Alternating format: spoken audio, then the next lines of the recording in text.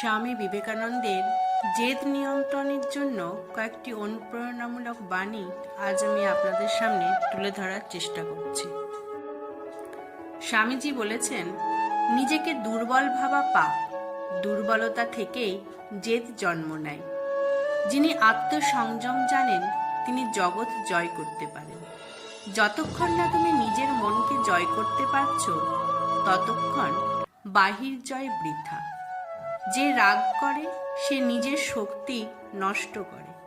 সাহস ও ধৈর্যই জীবনের আসল সম্পদ।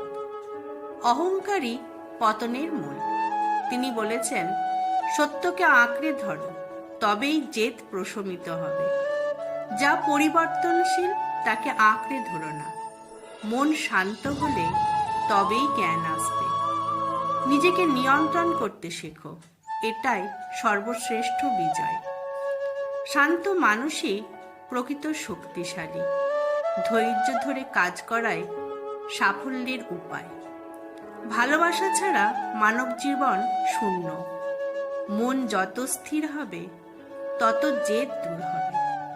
স্বামীজি বলেছেন, যিনি অন্যকে ক্ষমা করতে জানেন তিনি ঈশ্বরের কাছাকাছি। অভ্যাসই মানুষকে দাস বানায়, আবার মুক্তও করে। যা তোমাকে উন্নতি দেয় না তা ছেড়ে দাও। দৃঢ় ইচ্ছা থাকলেও নম্রতা থাকতে হবে। আত্মাকে জানলে অহংকার ভেঙে যায়। ভালোবাসাই একমাত্র শক্তি যা জেদকে গলিয়ে দেয়। তিনি বলেছেন, অহংকার মানুষকে অন্ধ করে। যিনি জেদি তিনি অজ্ঞ, যিনি বিনয়ী তিনিই জ্ঞানী। মনকে পরিশুদ্ধ করো, অহংকার ভেঙে যাবে।